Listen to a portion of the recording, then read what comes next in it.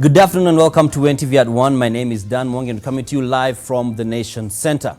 The Auditor General's report has established that the Kenya Medical Supplies Authority management violated provisions in the Public Procurement and Asset Disposal Act in all aspects. While tabling the report before the Joint Senate Health and Ad Hoc Committee on the COVID-19 pandemic, Auditor General Nancy Gavangu revealed that the Kemsa management irregularly issued commitment letters to supplies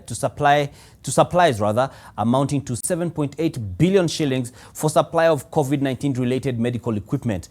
The report further reveals that there was no value for money in the bungled procurement process at Kemsa, since 97% of goods delivered have not been utilized. Kemsa chairman, that's Kembi Getura, has also been put on the spot for informing the Cabinet Secretary for Health, Mutahi Kagwe, that the authority had utilized the universal health coverage budget for COVID-19 emergency, yet the Principal Secretary in the same ministry had declined Kemsa's requests. Now, staying with matters of health and the likes, and the Salaries and Remuneration Commission, that's SRC, says it will reevaluate jobs at the Kenyatta National Hospital to address any emerging issues as the workers' strike at the hospital enters day 3. In a statement to newsrooms, SRC says it undertook a job evaluation and determined the relative worth of jobs at KNH in 2017. The commission advised KNH on the resultant job evaluation-based salary structure, which KNH has been implementing since 2017, with the last phase implemented with effect from the 1st of July 2020. We now join Helen Aura at the Kenyatta National Hospital, who's coming to us live. And Helen, what do the striking workers think of the SRC statement, and what's the situation on the ground now? Dan, as you can see behind me, the health workers are now going back into the hospital. This is after the union leaders have informed them that they have to follow the court orders. This is following there was a court order that was issued out yesterday, informing them that the strike needs to come to a halt and that the case needs to be heard on the 6th of October. They're calling all the union leaders to go for the court hearing on the 6th of October.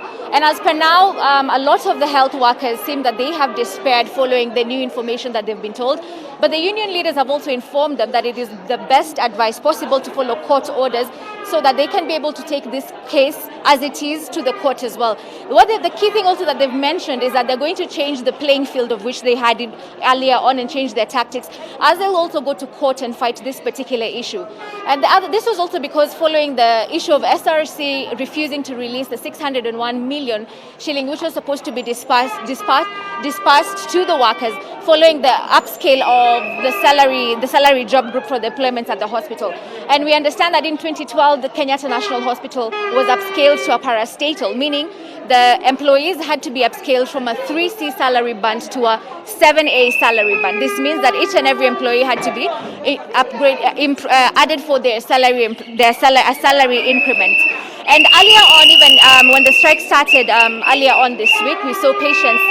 Some of the patients also were not given proper care as it was deemed fit. This is because also the health workers were outside, and most of the patients, we saw that even some of them, their kin sought to come and take them out of the hospital and take them to various hospitals as well.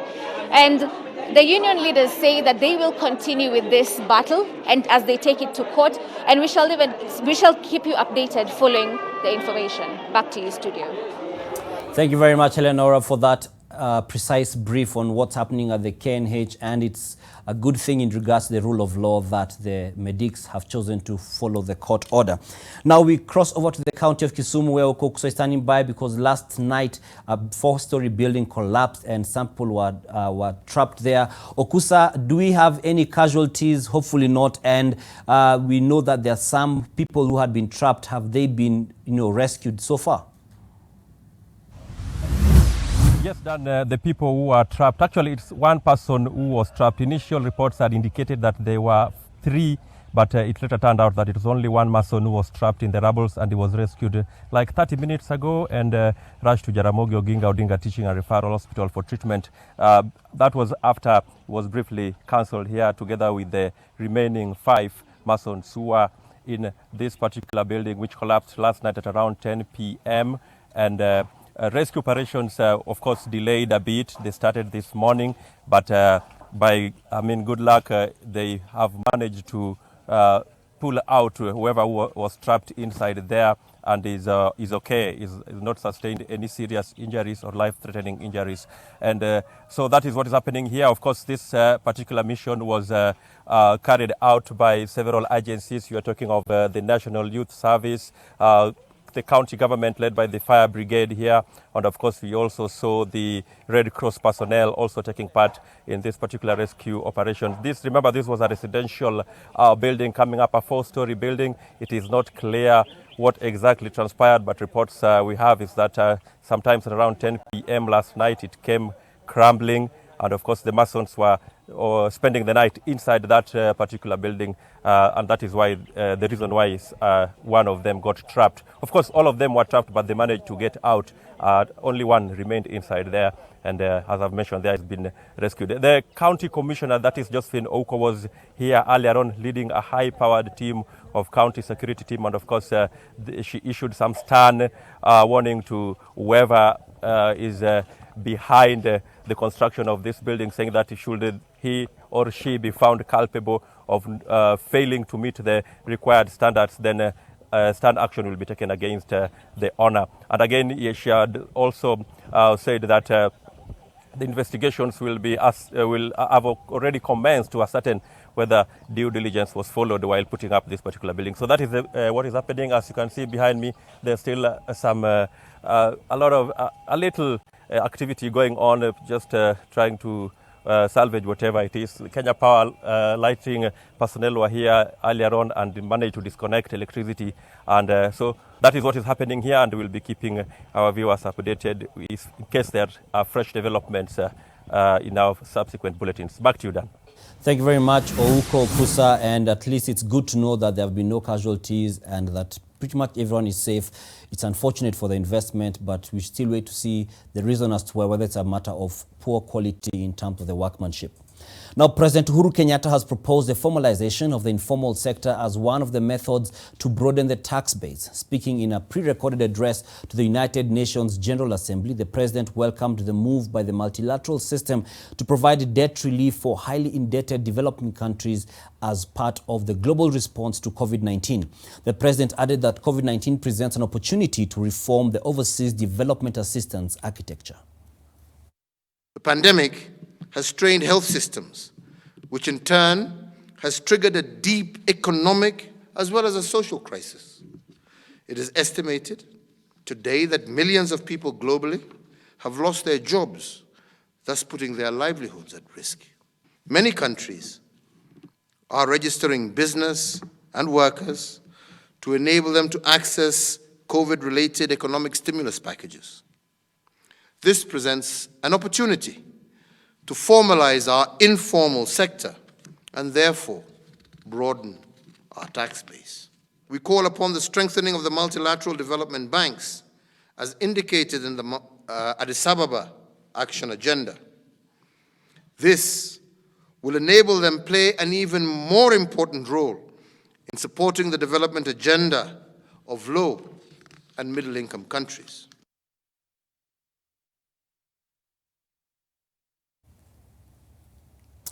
Now let's stay with matters economy, and the Central Bank of Kenya is confident that the country is on the path of economic recovery, even though it will be a protracted recovery. Alex Mwangi now joins us from the NTV newsroom with some of the highlights from this morning's Post-Monetary Policy Committee press briefing. Alex, what are some of the highlights, as we've said? Thank you very much, Dan. So the Post-Monetary Policy Committee meeting that was held just minutes ago is a tradition of the Central Bank of Kenya that after every release of a Monetary Policy Committee briefing or the release on the central bank rate, that the CBK governor will usually host a press briefing, and some of the highlights coming from that event that finished just minutes ago is that the central bank governor says that Kenya is right now in a transition to a post-COVID environment, and this basically means that most likely we've seen the worst of the COVID-19 pandemic in as far as statistics on bad economic performance and reduction in output and productivity is concerned. So it is something that to look up to as far as the immediate future is concerned. But then he also mentioned the challenge of reopening the economy too quickly, that we should be careful that we just don't get things back to normal and forget that the pandemic is still here with us, because if that happens, then there might be a spike again in the cases and in the number of deaths, and we might again have to close down some of the businesses that are now being opened up. So he issued a cautionary warning, basically, that we should be careful when we are reopening. And another bright spot that came out from his speech is that the agriculture sector is performing well. He says that the recovery of the agriculture sector is good, and that we are actually in a situation where we have food which is plentiful, and that sector has not had a big hit from the COVID-19 pandemic.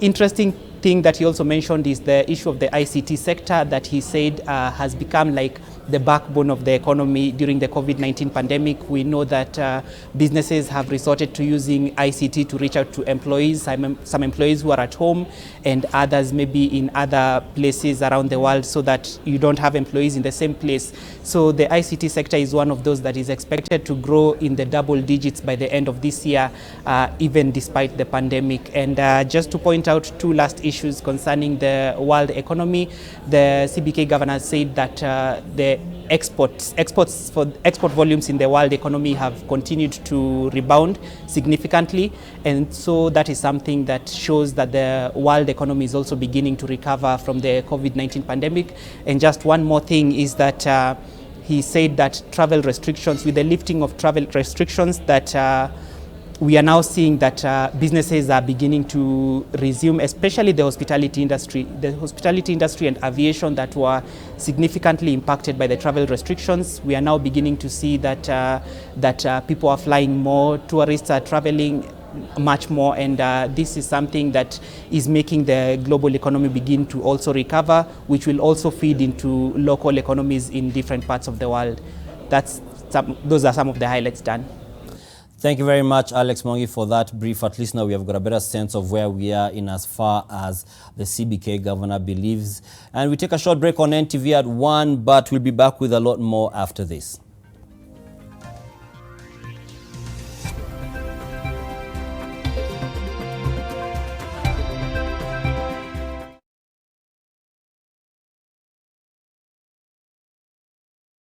When the world changed, it made us go back to the simple joys and love the little things even more, like serving up your best, eating together, and sharing more. Now, we'll take nothing for granted and always remember to taste the simple joys.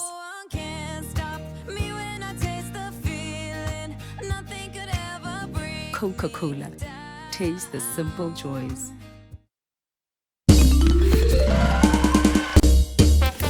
Sona moja imetengenezwa kwa njia spesheli ili kupambana na maumivu kwa haraka.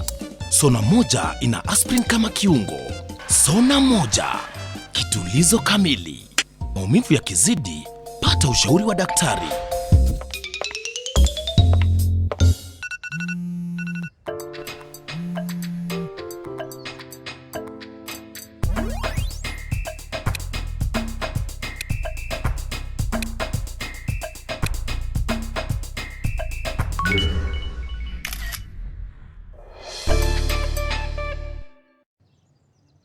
Mbolea za Mavuno Fertilizers zimetengenezwa mahususi kusaidia udongo na mimea. Zimetengenezwa kwa taaluma ya hali ya juu ya kisayansi. Zaidi ya wakulima 500,000 nchini wanaweza kupata mbolea hizi kwa bei nafuu. Zinapatikana katika maduka ya kuuza pembejeo kwa viwango vya kilo 1 hadi kilo 50. Wakulima ambao wametumia mbolea za Mavuno Fertilizers wamepata ongezeko la mazao yao kwa 30%. Wasiliana nasi leo kwa simu ili kujua mengi kuhusu namna mbolea za mavuno zinavyosaidia kuongeza uzalishaji chakula nchini.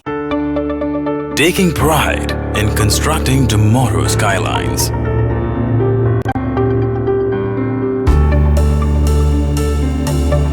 Adding strength to Kenya's landmarks. Presenting the power for specialized constructions. Cementing the nation's future. Simba Cement, the strength and pride of Kenya. Now also produced in Nakuru and Mombasa. Family Bank and Simba Corp have been in collaboration to help you grow your business by offering affordable financing for acquisition of brand new commercial vehicles. Access up to 95% financing with a flexible repayment plan of up to 60 months and enjoy a 2-month repayment holiday. Call us today on 0703 095 445 or visit any of our Family Bank branches and Simba Corp dealers and branches countrywide. Terms and conditions apply. Family Bank, with you for life. Family Bank is regulated by the Central Bank of Kenya.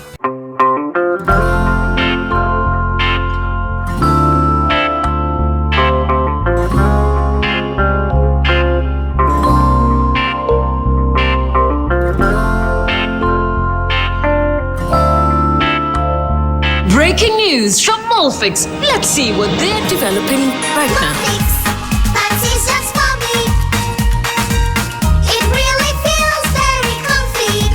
Molfix pants with anatomic fit technology. New Molfix pants, an invention from babies for babies. You should also try Molfix. When the world changed, it made us go back to the simple joys and love the little things even more. Like serving up your best, eating together, and sharing more. Now, we'll take nothing for granted and always remember to taste the simple joys.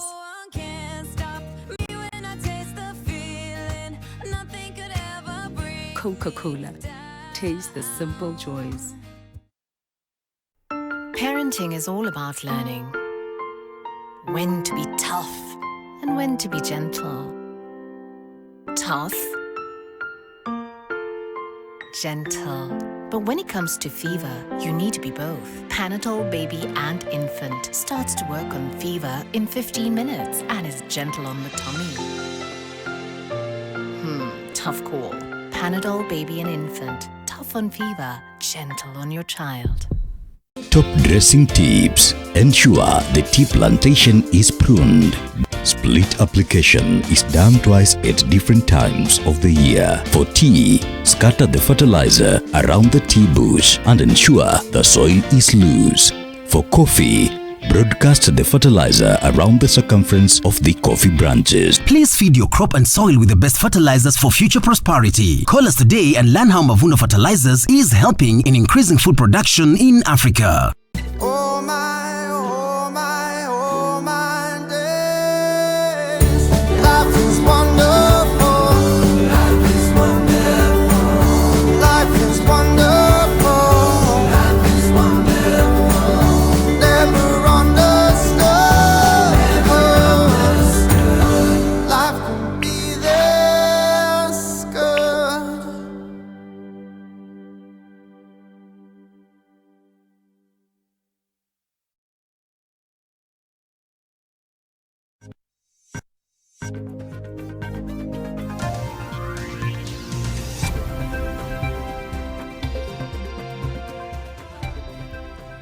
Welcome back to NTV At One. Now, matatu operators in Nakuru have threatened to continue with their demonstrations until the county government addresses their issues. The PSV operators want the governor to rescind his decision and allow them to operate within the central business district. Ruth Samway with an update.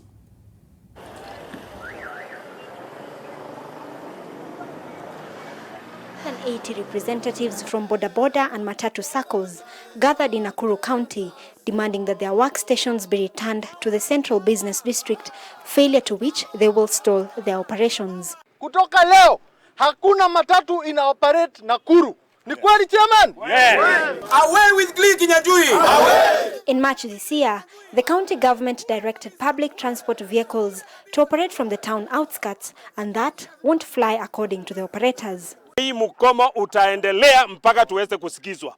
Tumeumia kwa muda mrefu na hakuna biashara tunafanya mahali tuliko. Na kule tuliko tumeambia governor kwanza atengeneze. Kukiwa tayari atuambie kuko tayari. The public transport operators say they have been working in deplorable conditions. For 6 months, they claim to have been operating in a space without lavatories, water points or resting points. A spot check at Kwajak Matatu Terminus paints the picture. Efforts to get a response from the county administration were unsuccessful. We were asked to refer to a statement that was shared on Nakuru Governor Lee Kinyanjui's Facebook page yesterday during the protest, in which the governor termed the operators' protest as hurried and uncalled for. A day after matatu operators downed their tools to demand that the county allows them access into town, this is the situation in major termini within Nakuru. As the operators maintain, they will continue to demonstrate until their demands are met. Ruth Sarmoi, NTV, Nakuru. Now, that was the situation yesterday, and now Ruth Sarmoi joins us live from the county of Nakuru with an update. Ruth, is there any white smoke? Is there any kind of agreement that has been reached, or are we still seeing the matatu operators demanding that the governor does what they want? Well, the matatu operators are still demanding that the governor should agree to their request that they should resume their businesses back in town. And they had promised to demonstrate yesterday, as you just saw in the story. But here in one of the termini within Nakuru town is a station called adjacent to the Kingdom Seekers Church, and the situation, the station is very busy, contrary to the directive that was given yesterday by the representatives from the circles who said that they will down their tools and they would demonstrate. So the situation in the morning was a little bit different from what you're seeing right now, because residents of Nakuru had a rough time accessing town because very few matatus were operational. But at this moment, business is slowly picking up, because I believe maybe, you know, it's a tough time for the economy, and someone is trying, the conductors, the driver is trying to look for money. So they are just trying to ensure that they have food on their plate. But the demand still stands that they want to have their stations back in town, so that they would be able to access more people in town. And also, as you can see here in this termini, is that it's just an open field. As they were complaining yesterday, they have no shades, they have no lavatories, they have no water. So this is the situation in just one of the termini in Nakuru. And as I told you, this is the termini which is adjacent to the Kingdom Seekers Church, and it's normally called the Kingdom Seekers Termini. So we will let you know what will come out of, in case anything progresses between the government and the operators, and what they will have to say. So that's all we had for you. Back to you, Dan. Ruth, just before we let you go, has the governor addressed the matter very briefly? Has he addressed it at all, apart from... Sorry, carry on. Sorry, the governor was expected, we were expecting to receive an address from the governor at around 11, but so far we've not yet received anything, but we will let you know in case he gives us any information. But on Monday, when the matatu operators protested, the governor shared information on his social media Facebook page, saying that he had set aside 1 million Kenyan shillings to build a new modern terminal for the matatu operators. And he also said that he's also seeking for more investors so that they can expand that terminal. So it's still, you know, we are waiting for more information on what the governor will say, and also if they will meet and agree with the leaders from the operators. So yeah. Thank you very much, Ruth Sarmoi, who's given us an update on the matatu strike situation in the county of Nakuru, in Nakuru town. And staying with strikes, and employees of Tuskys supermarket stormed the retail chain's Kenyatta Avenue branch in Nairobi this morning, demanding settlement of salary arrears. The retail chain, which is pursuing conclusion of a 2 billion shillings capital injection from a fund based in Mauritius to help address its cash flow challenges. On Monday this week, the retail chain's shareholders held an extraordinary general meeting where the deal with the Mauritian fund was endorsed. Tuskys and other retailers have until midnight tonight to submit a revised code of practice to the Competition Authority of Kenya, which will be expected to govern relations between retailers and suppliers.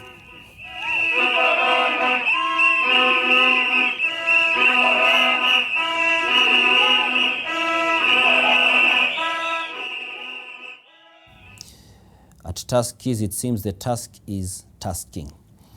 Farmers from the North Rift region have welcomed a raft of measures announced by President Uhuru Kenyatta on Monday aimed at mitigating post-harvest losses. Our reporter Gabriel Kudaka has the details.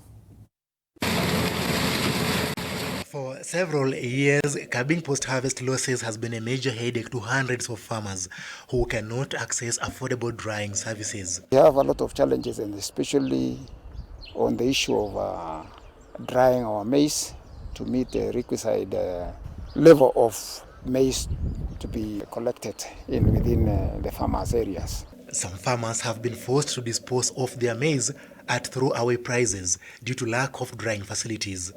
They say decentralizing maize buying centers will go a long way in empowering small-scale farmers in the communities. So that we don't have congestion that puts the farmers on long waiting as they deliver the maize.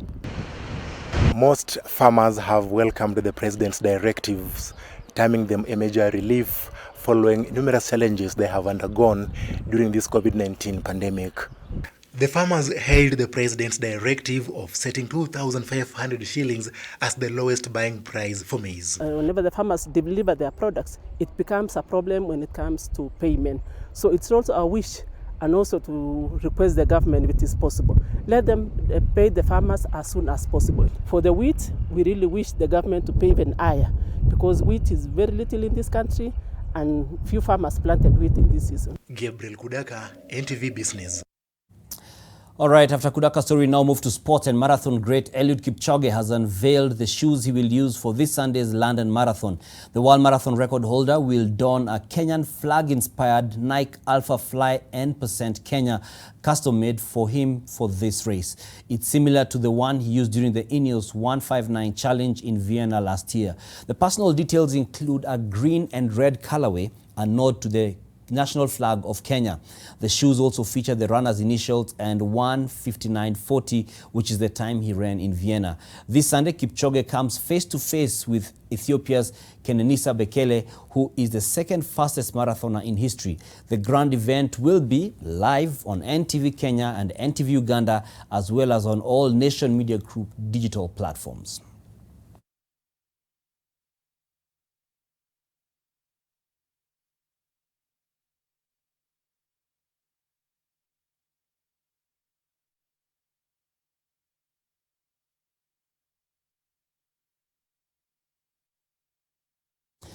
Mason Mount missed the crucial spot kick as Tottenham edged past Chelsea on penalties after a 1-1 draw to reach Carabao Cup quarter-finals. A total of 9 penalties had been converted before Mount stepped up to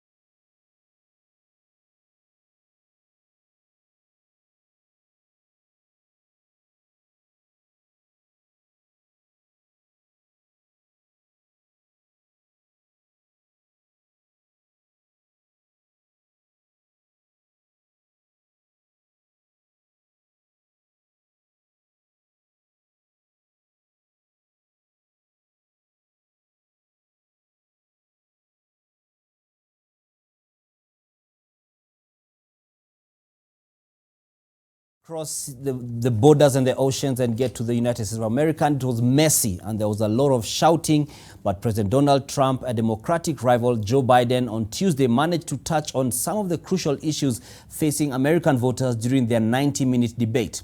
Here are some of the key moments of the debate: the substance, the zingers, and the insults. Political observers expected the Republican incumbent to come out swinging. But it was the 77-year-old former vice president who ended up landing some of the toughest insults of the night, calling Trump a clown and a liar. You're the worst president America has ever had. Biden was constantly interrupted by President Donald Trump, which angered even moderator Chris Wallace. To answer his statement. No, you have his repeatedly, statement. you have repeated, no, you've been talking back and forth. Statement. I'm asking you, I would love you to know, end it. sir, I would love to end it. you know, if you want to switch seats, we could very quickly. We could do that, but I'd send in the National Guard, it would be over. There'd be no problem. Okay. But the 74-year-old real estate mogul turned president launched a few zingers of his own, berating Biden for criticizing his coronavirus response. Did you use the word smart? So you said you went to Delaware State, but you forgot the name of your college. You didn't go to Delaware State. You graduated either the lowest or almost the lowest in your class. Don't ever use the word smart with me. After a bombshell report from the New York Times indicating that Trump paid almost no federal income tax in both 2016 and 2017, the issue was bound to come up. I paid millions of dollars in taxes, millions of dollars of income tax. And let me just tell you, there was a story in one of the papers. I paid $38 million one year. I paid $27 million. Show us your tax returns. I went, you'll see it as soon as it's finished. You'll see it. Biden released his own 2019 return before the debate in Cleveland, showing he and his wife had paid nearly $300,000. Wallace asked both candidates to comment on the race tensions that have convulsed America in recent months following a series of deaths of African Americans at the hands of police. When the moderator asked Trump if he could condemn white supremacists and ask them to stand down, Trump said he was willing to do that. Premises and right Proud Boys, stand back and stand by. But I'll tell you what, somebody's got to do something about Antifa and the left. Proud Boys, a far-right extremist group, then appeared to adopt the phrase, with one known social media account posting a logo that read, "Stand back, stand by." As the racist debate wound to a close, Wallace asked both men if they would pledge to honor the election results. Trump has recently failed to explicitly guarantee a peaceful transfer of power should he lose on November 3rd. President Trump, I'm urging my supporters to go into the polls and watch very carefully, because that's what has to happen. I am urging them to do it. Show up and vote. You will determine the outcome of this election. Vote, vote, vote. Quite interesting. I wonder, what do you think about it? Do you think that Donald trumped Joe Biden or vice versa? My name is Dann Mwangi. Thanks for joining us on NTV at 1. More news. At the top of every hour, we have our updates, and at 7 and 9, we'll have the full bulletins. Good afternoon.